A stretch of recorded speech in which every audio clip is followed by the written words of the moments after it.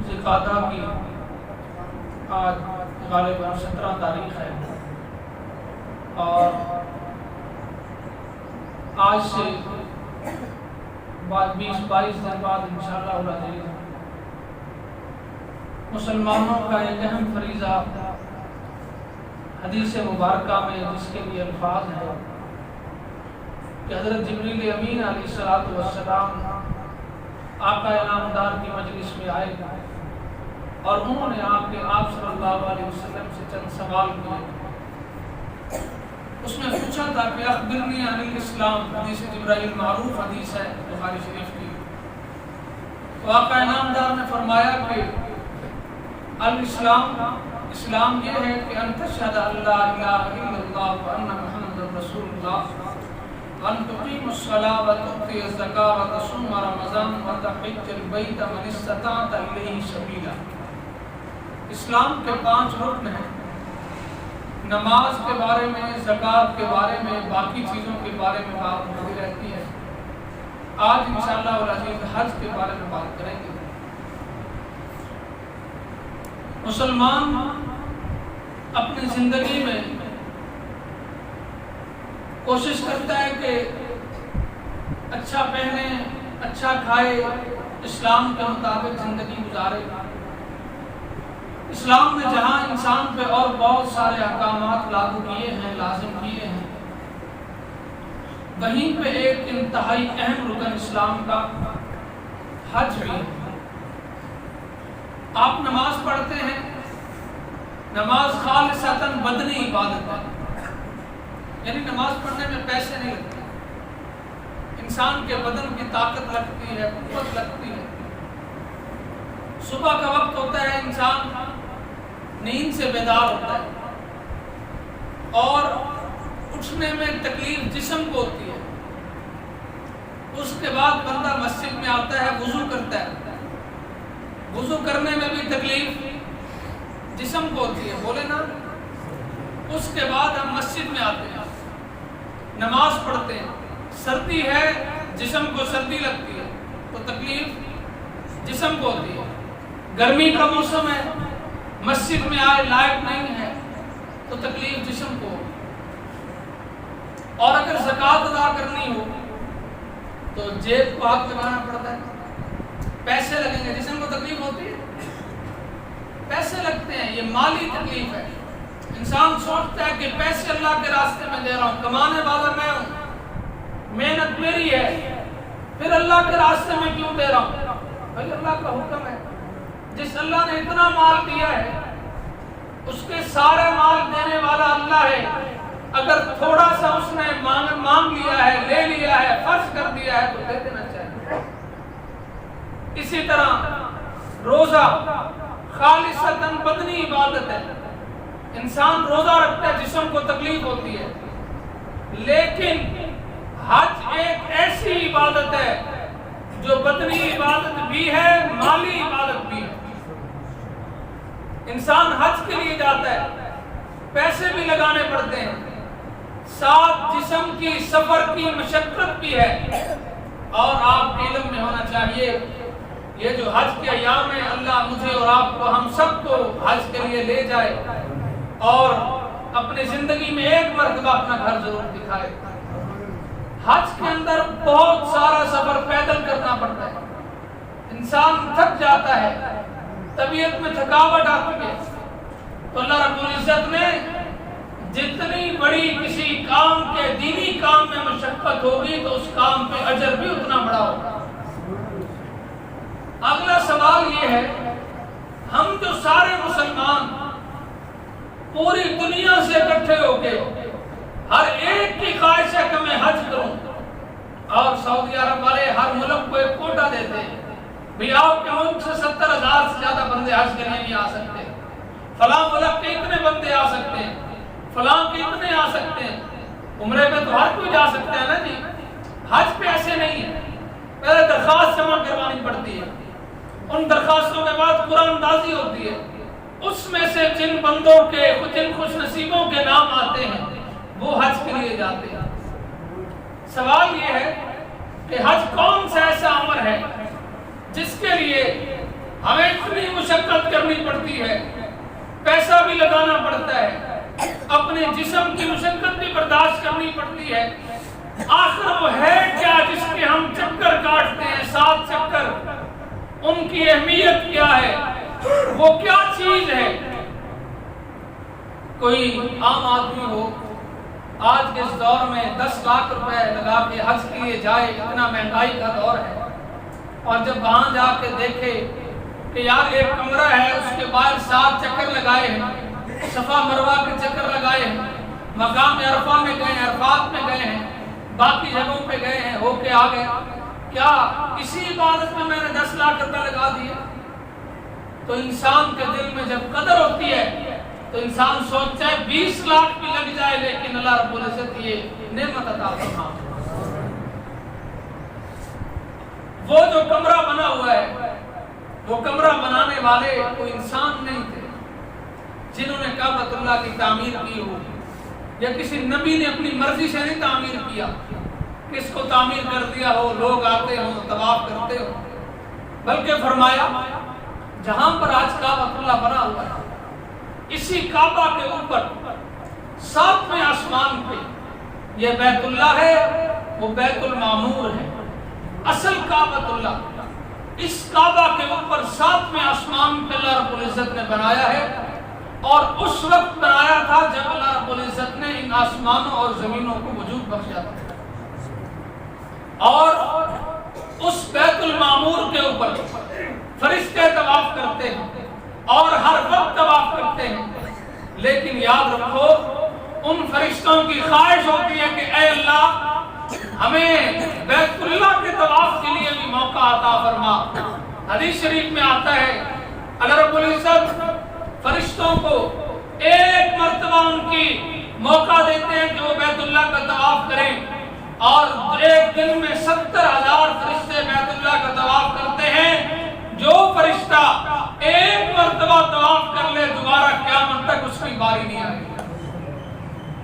انسان کتنا خوش نصیب ہے، جاتا ہے ایک عمرے پہ جاتا ہے، کئی طواف کر کے آتا ہے، زندگی میں کئی عمرے کر کے آتا ہے، اور جب رب کائنات نے آسمانوں کو بنایا، زمین کو وجود بخشا اور بیت المعمور بنایا، اس کے بعد فرشتوں کو بھیجا جاؤ زمین کے 5 کونوں سے مٹی اکٹھی کر کے لاؤ، 5 پہاڑوں کے پتھر اکٹھے کیے گئے، اور فرشتوں کو کہا گیا کہ جو زمین کی جگہ وسط بنے، ساری زمین کا درمیانی حصہ بنے، اس جگہ پہ لا کے ان پتھروں سے میرا گھر تعمیر کرو، تاکہ حضرت آدم علیہ السلام سے لے کے قیامت تک آنے والے لوگ اس میرے گھر کے گرد مجھے یاد کریں اور میری اہمیت کو پہچانے۔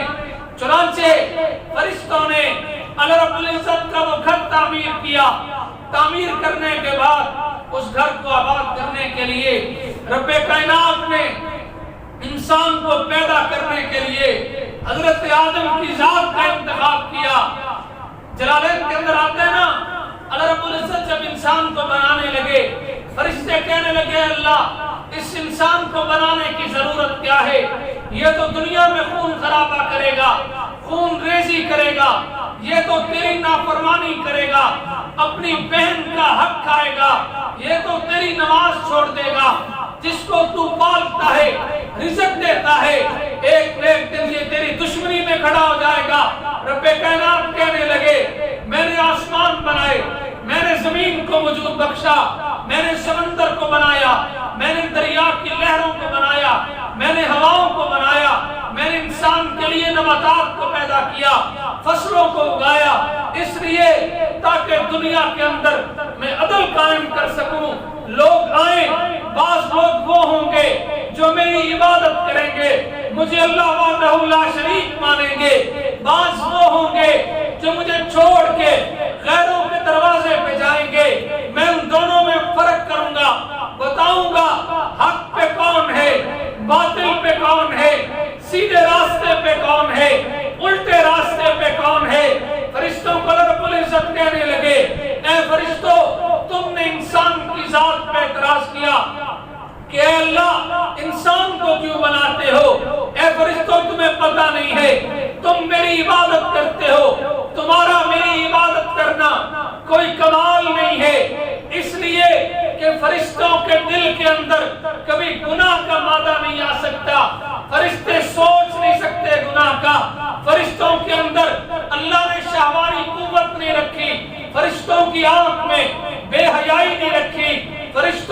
دل میں برے خیال کو پیدا نہیں فرمایا.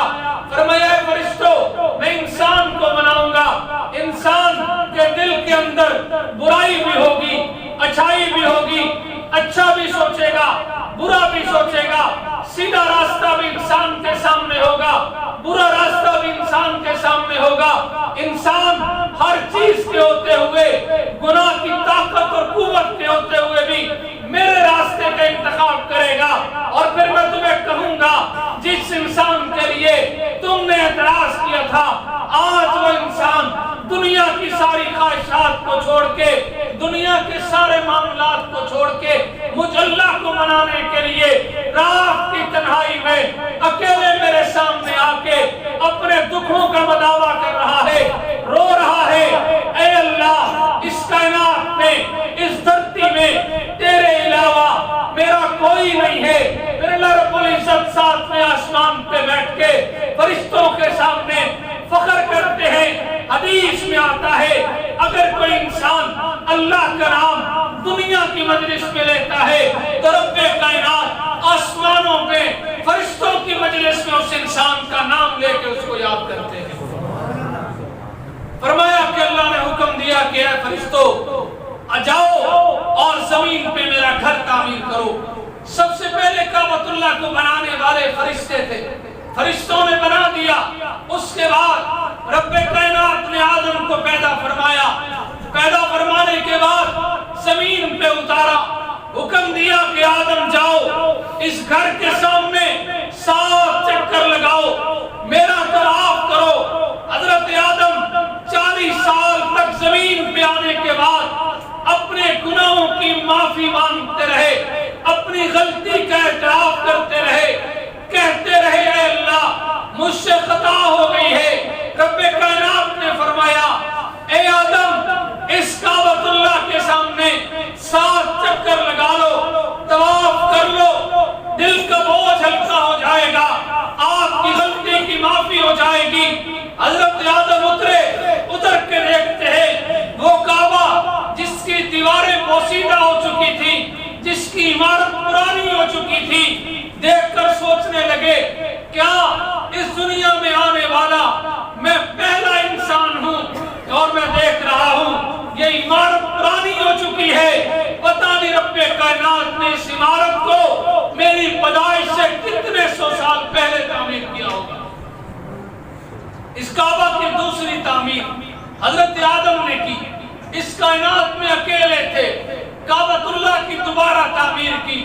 حضرت آدم کے چلے جانے کے بعد آپ کے بیٹے حضرت شیش نے تعمیر کیا. حضرت شیش کے چلے جانے کے بعد قوم عمالقہ آئی, انہوں نے اس کعبۃ اللہ کی تعمیر کی. پھر قرآن کریم کے پہلے پارے کے آخری پاؤں میں لکھا ہے حضرت ابراہیم کو اللہ نے حکم دیا اے ابراہیم زمانہ گزر چکا, میرے گھر کو دوبارہ تعمیر کرو. حضرت ابراہیم نے اپنے فرزند ارجمند, اپنے لخت جگر جس کو اکیلے تنہائی میں چھوڑ کے آئے, کبھی غور تو کرو, کبھی سوچو تو صحیح, وہ مکہ جس کے بارے میں کہا جاتا تھا کہ مکہ کے اندر پانی کا چشمہ کوئی نہیں, مکہ کے اندر کوئی پھل نہیں تھا, کوئی درخت نہیں تھا, کوئی سایہ نہیں تھا, انسانیت کی آبادی کوئی نہیں تھی. رب کائنات نے فرمایا اے ابراہیم جاؤ اپنی بیٹی, اپنی بیوی اماں ہاجرہ اور اپنے بیٹے اسماعیل کو اسی مکہ میں چھوڑ کے آؤ. ابراہیم نے سوال نہیں کیا اے اللہ وہاں تو پانی نہیں ہے, وہاں تو پھل نہیں ہے, وہاں تو درخت نہیں ہے, وہاں تو آبادی نہیں ہے. حضرت ابراہیم نے کہا اے میرے رب جیسے آپ کا حکم ہو مجھے تسلیم ہے. اپنی بڑی بیوی کو لیا اور نوجوان بچے کو لے کے ابراہیم چل پڑے, مکہ کی وادی میں چھوڑ کے واپس چلنے لگے. اماں ہاجرہ نے آواز دی اے ابراہیم آپ کیسی جگہ پہ چھوڑ کے جا رہے ہیں, دور دور تک آبادی نہیں ہے, چرند پرند نہیں ہے, پانی نہیں ہے, آبادی کا نام و نشان نہیں ہے, ہم کھائیں گے کہاں سے, پیئیں گے کہاں سے, زندگی کیسے بسر کریں گے. ابراہیم علیہ السلام نے جواب نہیں دیا. اماں ہاجرہ سمجھ گئی لگتا یہ ہے یہ فیصلہ ابراہیم کا نہیں بلکہ ابراہیم کے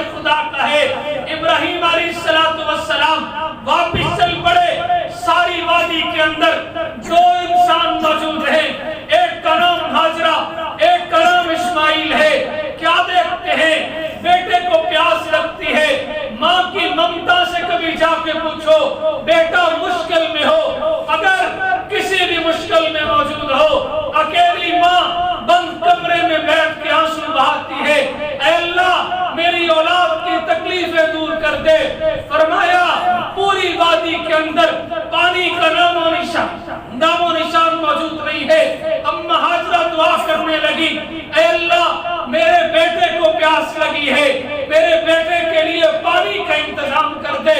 حضرت اسماعیل بچے تھے، عمر کے چھوٹے تھے، رونے لگے اور اللہ کے سامنے التجا کرنے لگے۔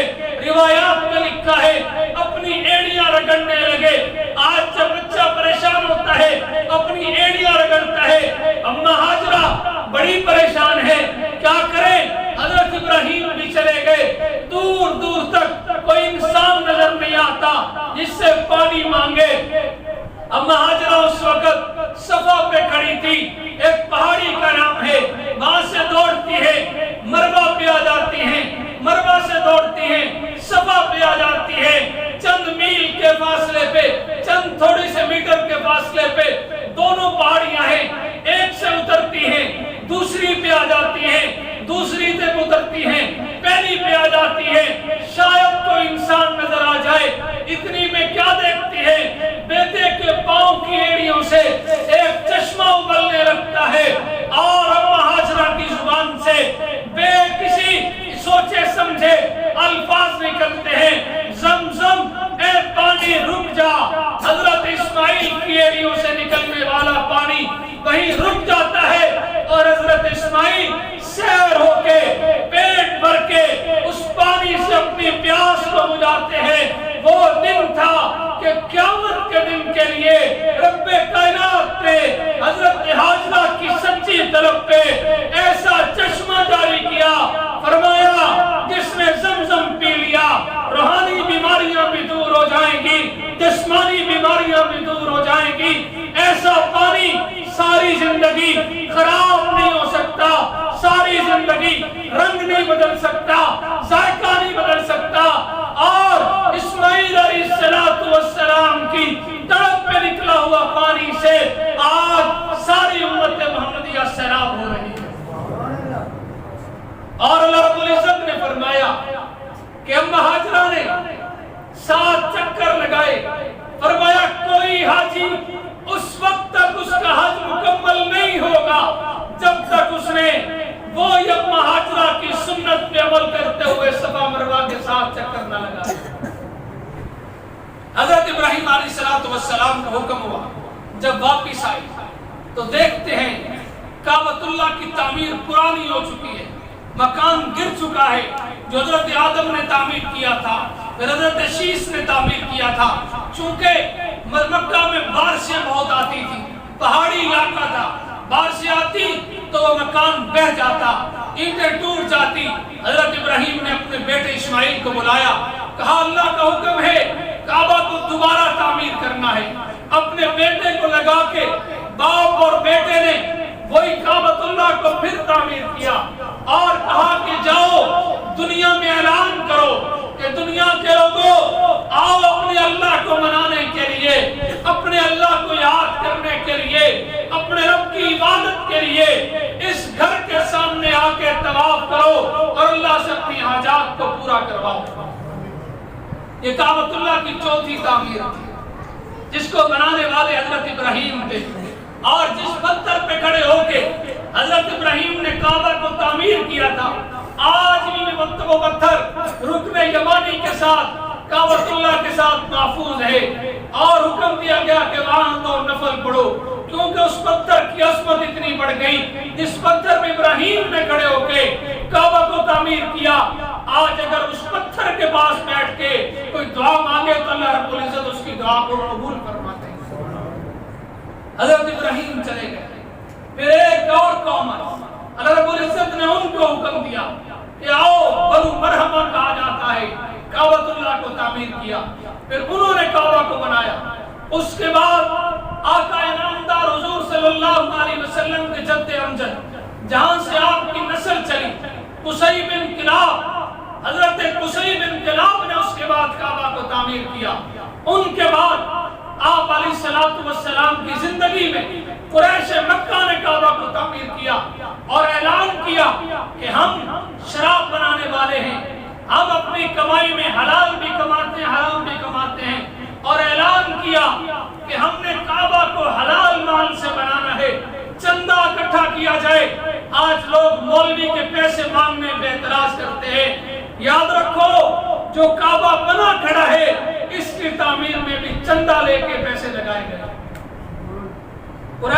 خدا کا کام کیا، اور ان کے پاس اتنے پیسے اکٹھے نہ ہو سکے کہ وہ کعبہ کو اپنی پرانی تعمیر پہ بنا سکے۔ آج تھوڑی سی جگہ بچی ہوئی ہے، اللہ ہم سب کو لے جائے، آپ دیکھیں گے تو کعبۃ اللہ میں کچھ جگہ بچی ہوئی ہے، وہاں عمارت نہیں ہے لیکن وہ کعبہ کا حصہ ہے۔ فرمایا کہ جتنے پیسے ہوئے اتنی عمارت کھڑی کر دی۔ اس کے بعد آقا انعامدار نے کعبۃ اللہ کو دوبارہ تعمیر نہیں کی۔ آقا کے جانے کے بعد حضرت عبداللہ بن زبیر رضی اللہ تعالیٰ عنہ کی حکومت آئی۔ آپ کی خواہش تھی، آپ کا دل تھا کہ میں اس کعبہ کو بنائے ابراہیمی پہ بناؤں، جیسے ابراہیم علیہ السلام بنا کے گئے تھے۔ تو 9ویں مرتبہ حضرت عبداللہ بن زبیر نے کعبہ کو تعمیر کیا۔ ان کے جانے کے بعد وہ ظالم جابر ایک حکمران آیا جسے لوگ حجاج بن یوسف کہتے ہیں، اس نے اس کعبہ کو گرایا، اس ضد سے گرایا کہ اس کو بنانے والے عبداللہ بن زبیر ہیں، اور حضرت عبداللہ بن زبیر کو نعوذ باللہ شہید کروایا اور کعبہ کو گرا کے دوبارہ تعمیر کیا جیسے قریش مکہ نے کیا تھا۔